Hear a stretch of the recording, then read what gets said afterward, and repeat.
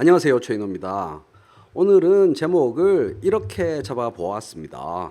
일자리 예산 54조 원, 그 엄청난 돈 54조 원은 도대체 어디로 사라져서 어떻게 쓰인 걸까? 그런데 사실 핵심은 이 큰 글씨 제목보다 아래쪽 작은 글씨 제목인지도 모르겠습니다. 일자리 예산 개념의 오해와 진실, 그 틈, 그걸 알아보는 게 이 방송의 핵심 내용입니다. 사방에서 수구 언론을 필두로 해서 사방에서 이런 원성과 비판이 자자합니다. 일자리 예산을 54조 원을 투입했는데 도대체 그 돈을 어떻게 썼길래 일자리가 이렇게 안 만들어졌느냐, 고용지표가 엉망이냐, 대통령이 인정했지 않느냐, 도대체 지금까지 뭘 한 거냐, 무능한 정부다. 이런 식의 프레임이 급속도로 퍼지고 있습니다. 이런 식으로 공격하는 수구 언론이 밉기도 하겠지만 사실 우리 스스로도 약간 궁금합니다. 그 많은 돈을 어디에 어떻게 썼길래 이렇게 결과가 미흡하지? 이런 생각이 사실 듭니다. 그 궁금증을 풀어보도록 하겠습니다. 40몇 조에서 54조로 보는 기준에 따라서 평가되는 그 많은 돈들은 노동시장에 직접 관계된 정책 자금뿐만 아니라 복지정책, 그리고 노사관계의 개선, 노동복지의 증진, 인력개발의 후원, 교육정책, 웃기죠? 그리고 산업정책, 거시경제정책까지를 모두 총괄해서 일자리 예산으로 명명한 것, 여기에 비밀이 숨어 있었던 겁니다.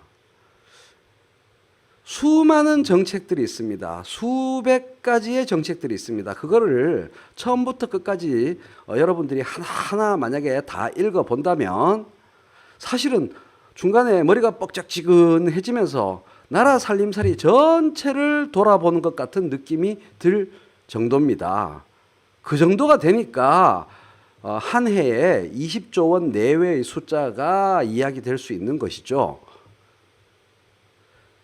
기본적으로 이런 구도입니다. 일반 시민들한테는 일자리 예산이라는 5글자가 직접 일자리를 창출하는 정책에 필요한 예산으로 인식되고, 실제로 정책을 실행하는 중앙부처 공무원들에게는 그거는 IMF 직후, 금융위기 직후 개념이고, 그동안 정부의 이런 쪽 정책의 발전 단계와 변천 과정을 몰라서 하는 소리고, 이런 식으로 이야기 되어질 거고요.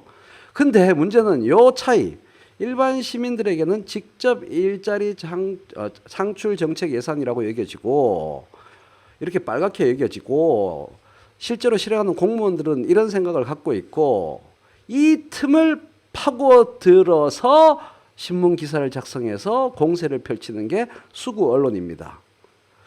이게 항상 계속 수구 언론만 탓만 할 수 없는 게 아니라 이런 잘못이 있어요. 경제부처와 청와대에서 처음에 예산을 홍보할 때, 그리고 예산을 따낼 때 일자리 예산이라는 5글자를 만들어내면서, 원래 있는 거기도 하고요, 이 예산이 가지는 의미가 앞으로 일자리를 만들기 위해서 우리는 정말 잘하려는 의욕을 갖고 있는 정부다, 이런 의미를 부풀리는 과정에서 숫자도 부풀려지고 의미도 부풀려지고 그런 오해도 부풀려졌다, 이런 얘기죠. 그 틈을 파고든 겁니다, 수구 언론이. 자, 이제 간단하게 설명을 드릴게요. 2018년 일자리 예산으로 얘기되고 있는 게 24조인데 그 중에 12조가 이런 큰 항목 아래에 있는 겁니다. 일자리 안전망 강화 및 혁신형 인적 자원 개발. 이게 직접 일자리 창출 정책 예산이라고 보여지기 힘든 거잖아요. 여기에 12조 50%가 들어가 버린 겁니다. 2배 부풀려졌다라고 말할 수 있죠. 일반 시민의 인식에서는요. 공무원들은 또 뭐 당연히 할 말이 있고, 그것도 나름대로 의미가 있는 거고요. 자, 대중소 항목을 구분하지 않고 여러분에게 직감적 느낌이 오도록 항목을 여러분께 나열해 보여드리겠습니다. 하나씩 읽어보겠습니다. 직장 어린이집 지원, 노동 환경을 개선하는 문제일 뿐이죠. 항공 전문 인력 양성, 고객과 갸우뚱, 연수사업, 갸우뚱, 중견기업 경쟁력 강화, 갸우뚱 플러스 의심의 눈, 일자리 중심 국정 운영 시스템 구축. 뭐야? 자기들 일하는 시스템 만드는 데 들어간 돈이잖아.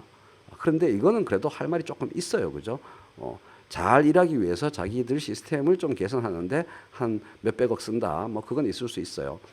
고용산재보험 사각지대 해소, 고용산재보험 보호 수준 강화.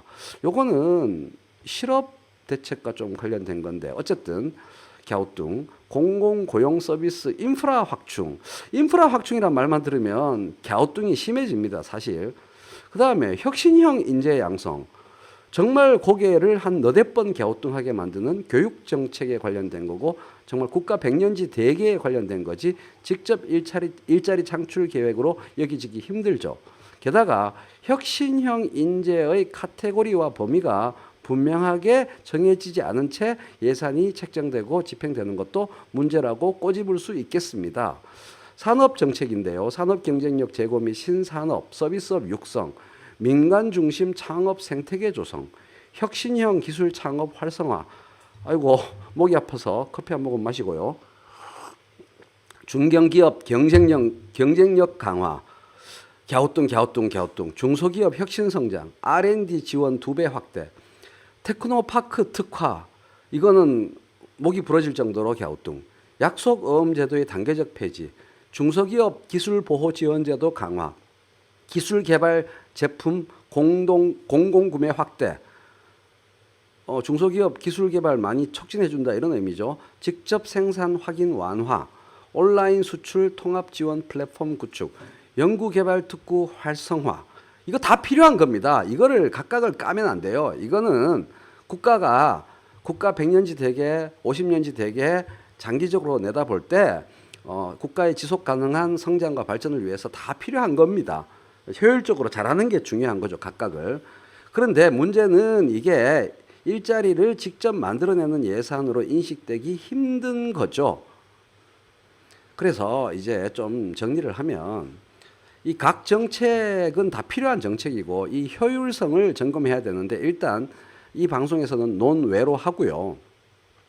제가 크게 아쉬운 대목이 이 부분입니다.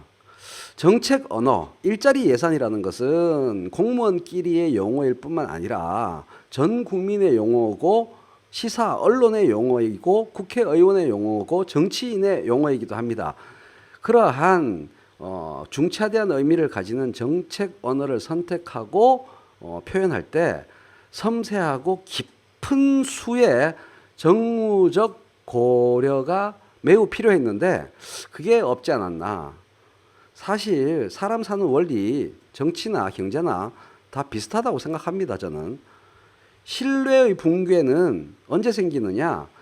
큰 약속을 해놓고 그래서 기대를 부풀려 놓고 그보다 약간 또는 많은 미흡한 성과를 내면 약간 못한 성과, 많이 못한 성과를 내면 신뢰는 와르르르 무너지기 시작할 수밖에 없습니다.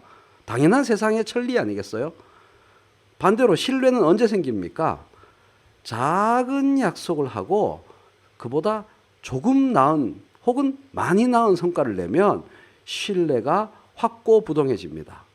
그러니까 지금부터라도 지킬 수 있는 약속을 하고 그 이상의 성과를 낼 때 정부에 대한 신뢰가 생긴다는 걸 잘 명심했으면 좋겠어요.